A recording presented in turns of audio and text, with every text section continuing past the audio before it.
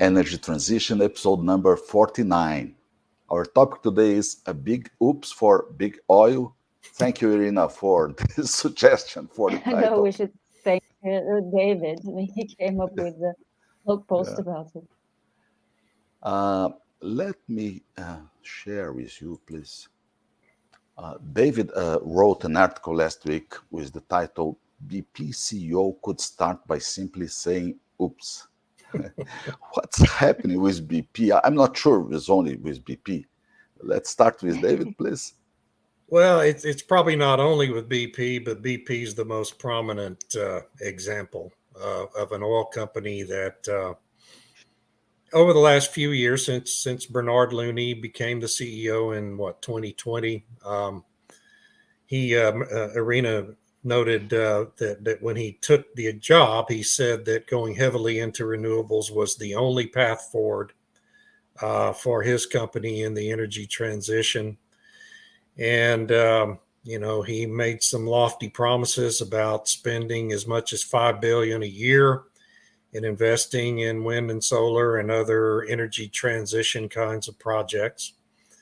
And last week, the Wall Street Journal published an article that, if it's accurate, indicates Mr. Looney is having second thoughts, and good for him. That's to his credit. His company's performance has lagged well behind that of Exxon and Chevron in terms of stock price performance and profitability over the last few years.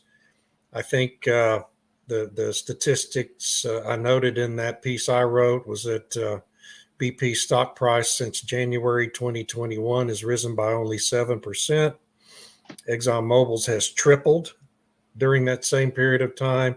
Chevron's up by 80% during the same period of time. So, these companies all compete against one another for projects and investments all over the world. And when your performance is lagging as badly as BP's has since Looney took over, it does kind of demand that you rethink your strategy. And BP has its earnings call tomorrow for 2022 in the fourth quarter of 2022, and Mr. Looney is expected to announce some level of a change of course during that call. So we'll see what happens tomorrow. Irina, is in the same matter, same topic. Why Exxon and BP they have so different forecasting for oil demand for 2050? Do you have some idea about that? I think, well, I can only speculate, of course, because I don't know anybody at BP who could tell me, something more accurate. But this is not the first time BP has forecast the demise of oil demand. They said this in the 2019 energy outlook. They said that we're past peak oil demand, that is. And then they basically had to say we were wrong because oil demand continued to grow despite the pandemic. Now they are once again saying in their outlook that what is it? Are we past peak oil demand or we're about to witness it? They are simply betting on it. They're not impartial commentators and forecasters of oil demand because of their, bet on renewables. They have a vested interest in convincing people that oil demand is going to decline, while Exxon, which, as David has repeatedly pointed out, American oil companies are more realistic and they're more, they're more attached, so to speak, to their core business. So they're making forecasts in line with their long-term strategy. I suppose they're not so heavily invested in renewable energy. But I would like to add something to what David said about Bernard Looney's report, the report about Bernard Looney. And the Wall Street Journal quoted sources from BP as saying that he's worried because some wind and solar investments are underperforming expectations. There's That's a the shock. problem. Yeah, shocking, really. Nobody could have seen this coming. And the fact that there are so many reports that have emerged recently about, well, shall we say, challenges in the build out of wind and solar installations, I'm beginning to think there is truth to that report. But Temi, do you believe that they are under pressure? I mean, CEOs are scared. What kind of a fear they could have? Why they are so unstable? That's a very good question, especially given, when I looked at the BP outlook this year, it reminded me of the IEA and how before they used to be fairly reliable, and now it's just this really strange projection of wanting a certain outcome and hoping that maybe they can shift that outcome or shape that outcome based on this data that they're generating.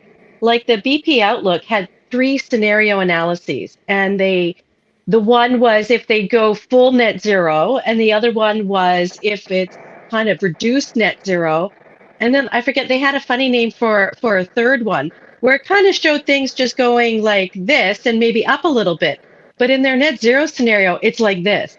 And you have to ask yourself, all right, so are they betting on the fact that the Western countries have said that they're going to ban the internal combustion engine, which of course then would lower the demand for oil.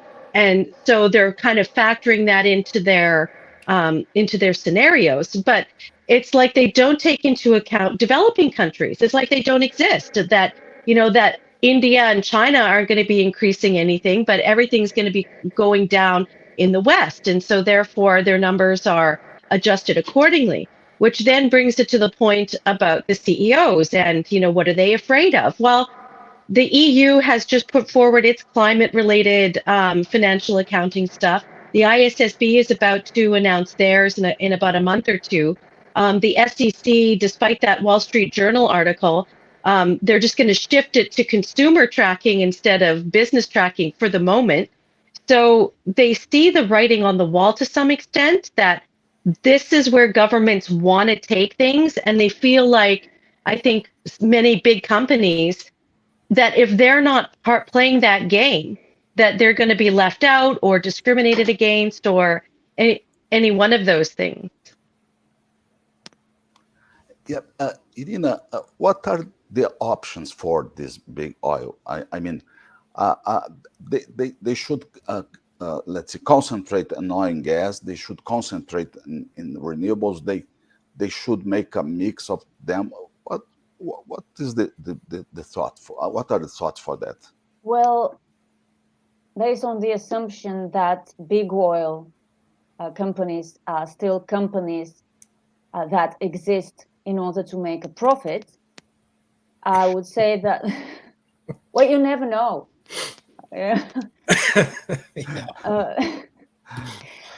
But based on this assumption, if we make this assumption, I would suggest that it would be most rational for them to try and play, both games. I mean, continue producing oil and gas because clearly the world needs oil and gas.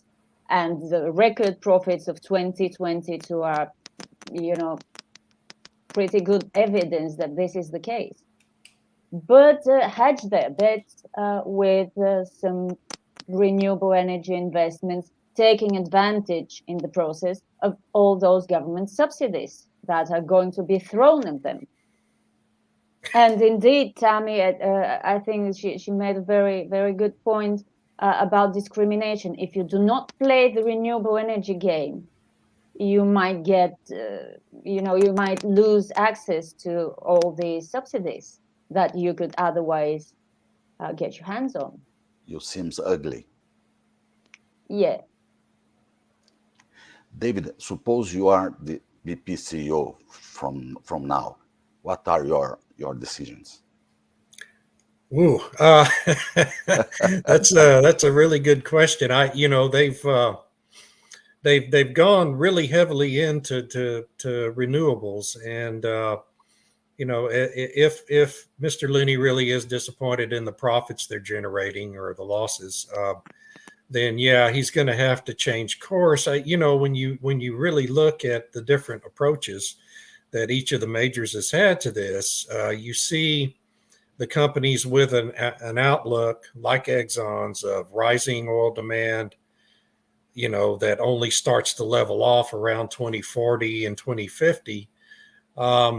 Investing in projects related to the kinds of energy transition initiatives that fit the staff they already have on hand, the scientists and the engineers and geologists. They're already staffed up in a way that easily makes it much easier for them as a company to pursue things like carbon capture and storage, geothermal projects, hydrogen manufacturing projects, which is very fit for their downstream operations. These kinds of things that number one, serve to lower your company's own emissions profile, scope 1 and scope 2, which is what Exxon and Chevron are focused on.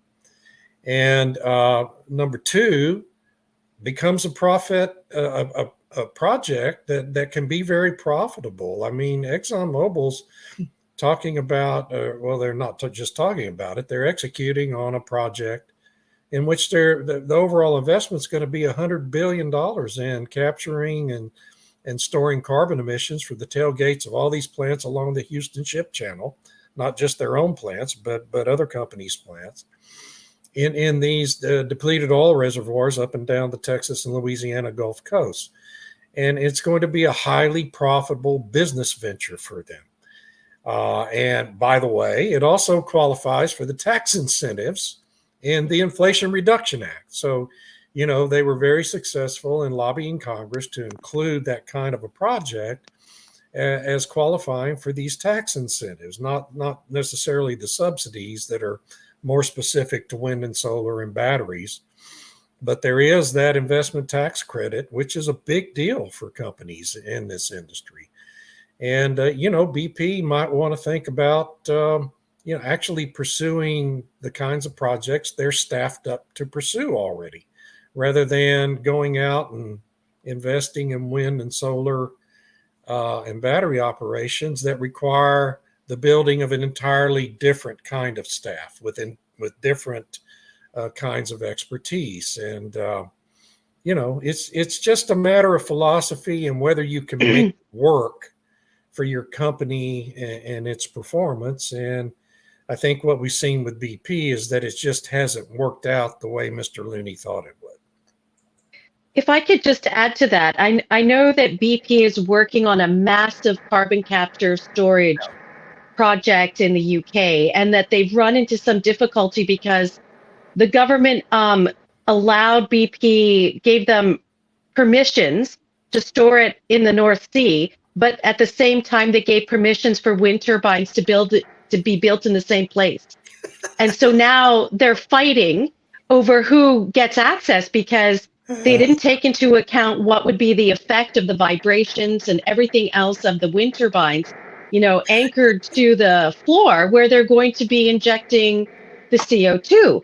So now it's before the courts deciding who gets it first, kind of thing, and which has kind of thrown a monkey wrench into BP's planning because they've spent a lot of money on the initial phases, the engineering, the cost benefit analyses, and so on, and they're getting ready to try and build something, and now there's this dispute over who actually gets access to the North Sea floor.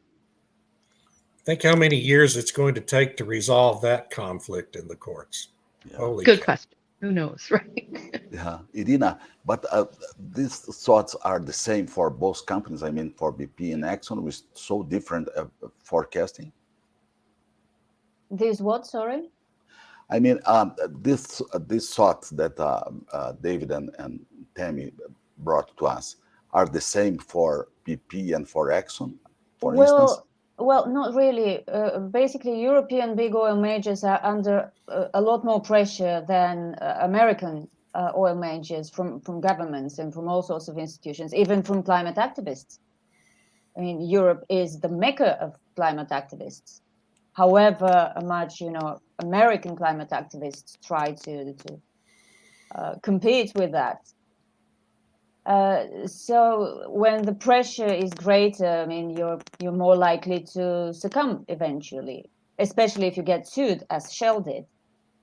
And I assume BP and Total Energies do not want to get sued, so they are pursuing these renewable energy projects on a much bigger scale than Exxon and Chevron. But thinking about carbon capture, I'm sure you've noticed that climate activists and environmentalists are really opposed to this. They're saying it's too expensive, it doesn't work, it's a bad decision.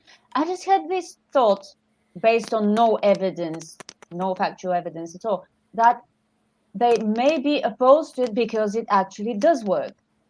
Yes, because exactly. Why would companies such as Exxon spend so much, and BP, as Tammy noted, why would they spend so much money on carbon sequestration if it really is so expensive, unprofitable, and ultimately doesn't work?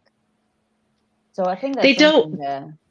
That's a really good point. The activists don't like it because it allows the companies to continue to exist, Right. and it allows people to Right, yeah. continue using oil and gas. Yeah. And if you Yeah. follow any of these movements, like the Fossil Fuel Non-Proliferation Treaty, which is insane, but they want to treat oil and gas and coal like nuclear weapons.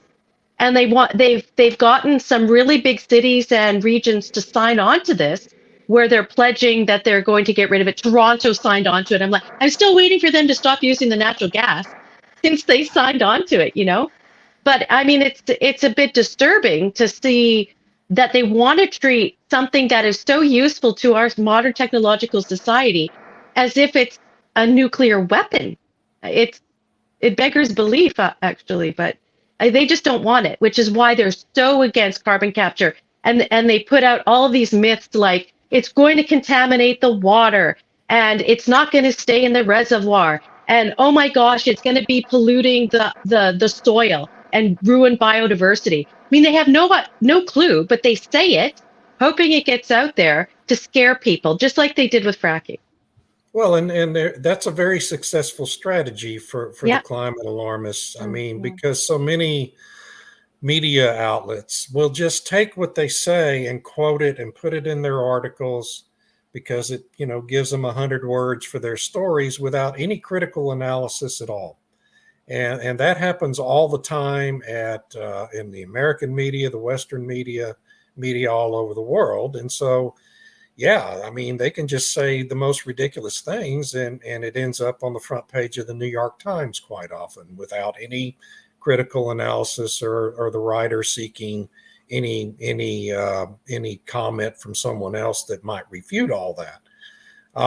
But it's really true that the main reason the activists oppose carbon capture is because it's a way for oil companies to stay in business. And this is the other thing I forgot to mention early on, is that the other part of BP's strategy, and Shell is also going down the same path, is a pretty dramatic reduction in their company's oil production over the next decade as a means of lowering their emissions profile as well. And as y'all say, a lot of that's been driven by the courts. I mean, the court decision against Shell in the Netherlands essentially orders the company to reduce its oil production in the coming years.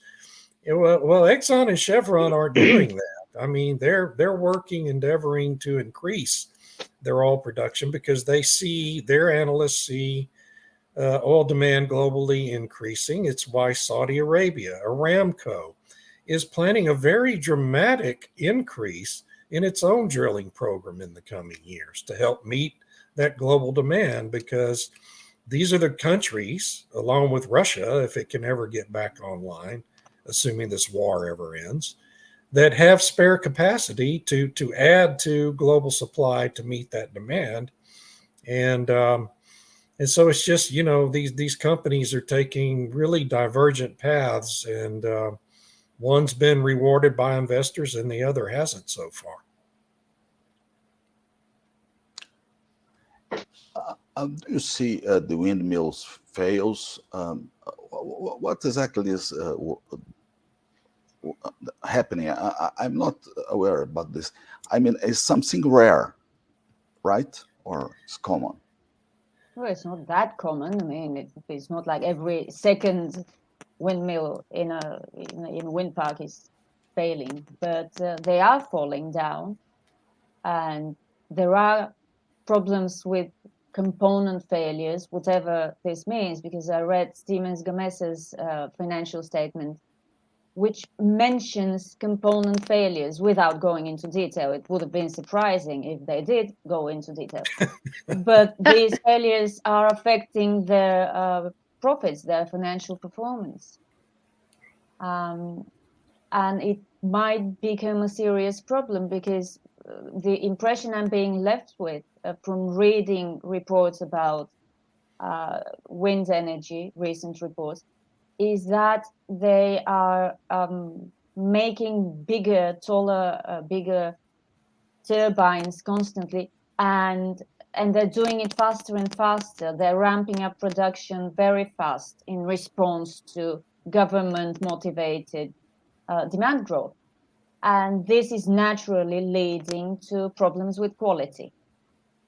So these problems, I suspect, might very well become, more frequent. Yeah. And, continue affecting BP's renewable energy business performance, and not just theirs. And it's a big deal when those towers fall down. Some of those things are 700 feet tall. I mean, this is not just your farm's windmill falling over in a storm. It's a major event when one of these things collapses. And the problem wind has, and it's why I continue to believe that eventually the world will move more with solar, because it's so much more versatile than wind is. Wind's main innovation, and really the only thing available to it, is to keep going higher and higher, capturing the higher wind speeds at higher altitudes. And if you can't figure out how to do that without keeping the things from toppling over, well, then you've got a real problem. And it's just such a limited technology in reality, and it's just taking the world a while to realize that. Yeah, that's right. And so that's the reason they are looking for offshore windmills. I mean, to be close to some platforms, and to put energy directly to there. Do you know something about the offshore windmills? I don't know. I think Ørsted just took a write down on one offshore wind project in the US, but I didn't go into details because I didn't have time. So there are problems with offshore too. For starters, it's much more expensive to develop. And now there seem to be problems. Well, they're not new problems, but now they are surfacing problems with wait times for connection to the grid. It's the same problem for both wind and solar. Yeah. Companies have to wait for years to get connected to get a final approval to get connected to the grid. And in the UK, the wait times are up to 13 years, according to a Financial Times report. And one, I forget if it was a solar or wind power developer, probably wind power since it's the UK, he said no company can afford to leave a project waiting for 13 years. But I understand the perspective of the grid operators. If you are going to be getting a lot of intermittent power, you have to, somehow plan. Right. You can't rush this. And one wonders, did nobody think about this? And the answer, I think, is no, nobody thought about this. Yeah, there's such a rush, there's such a frenzy to feed off of these incentives and subsidies, right? That you want to make those investments immediately and go into those projects as fast as you can, because it helps you, collect more money from the government. And that's a problem with any industry that's based on the seeking of government rents. It distorts the market. It causes business decisions that are not based in economics, are real business principles, and you end up with these kinds of distortions. And it's just amazing. I was talking with someone else this morning. Amazing watching all of this happen over and over. Our societies make the same mistakes over and over and over again throughout my whole lifetime. It never ends, I guess. I think what's frustrating is that there's, thanks, Doug. That's a really good point. And so what they're doing now for Siemens Gamesa is that BlackRock, Vanguard, and all those other big investment firms that invested in that company and lost this money, Siemens AG is going to buy it out wholesale. Yeah. So Siemens AG owned 51%, but they're going to be buying up the rest of it now. So, which makes me wonder, is Vanguard and State Street and all those guys, are they going to get their money out of it? Like what, or are they going to have to absorb that loss? I mean, it's an interesting question about how they shuffle all this money around. And is Siemens AG getting money from the German government in order to ensure that they absorb that renewable aspect into the larger Siemens group? I don't know. It's a bit interesting that they're saying that they need more government certainty. Certainty and yeah. We need more government commitments in financial form. Yeah. They expect a government interference in those projects. They can't do it on their own, which David and I'm sure Tammy have been saying for years. So this is what's frustrating, is that people make this case to the policymakers. They make the case to the politicians. It's not like they're not getting that information, but it's like they just don't care. They just don't care, and they have this tunnel vision, and they go in that direction, and nothing seems to be able to dissuade them from it, even though, people are losing money. Just one more reason why having politicians make these decisions is the worst situation possible, because they don't know anything about any of this.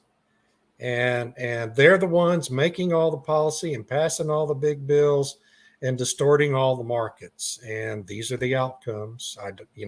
They're entirely predictable and should be entirely expected. That's right. But the big investors don't seem to know any better either. Like, for example, the Canada Pension Plan Investment Fund, they've invested in Octopus Energy, which is the UK one, and they have facilities in other countries and whatnot. And Octopus Energy bragged about how they've never made a profit. They've never made a profit. And on their website, they were going on about how they needed an infusion of cash. So the Canada Pension Plan gave them $252 million to keep them afloat. Well, what are pension investors getting out of this? A company that never makes a profit. Yeah. Right. It's not their money, and they have no ramifications for poor decisions. Exactly. That's right. Totally right. Okay, guys. The conclusion is that you are similar to a airport windsock in a stormy day, so with no direction now. I still like the wind turbines running on the diesel generators. I thought that was so hilarious this morning. I really appreciate y'all too. Great point. Using diesel generators. My God. David wrote an article for that, today? Yeah, David? yeah. It's my energy absurdity of the day. Oh, that was so great. It was. It's like going to the local Starbucks to recharge your electric car, and then walking around behind the building and realizing that there's a diesel generator back there powering the electric recharger, just on a bigger scale. But zero emissions. Running, just to avoid them freezing, not to produce electricity. That's zero emission, right? Right. Totally. Thank you so much. And please, people, do not forget to follow David at Energy Absurdity, Irina at Slav Energy, the nimetreport.com and kavaya.com. Thank you. It was a pleasure. Thank you. Y'all have a Thank wonderful week. you. Have a great day and great Have week. a good day. See Bye-bye. ya. Bye. Bye.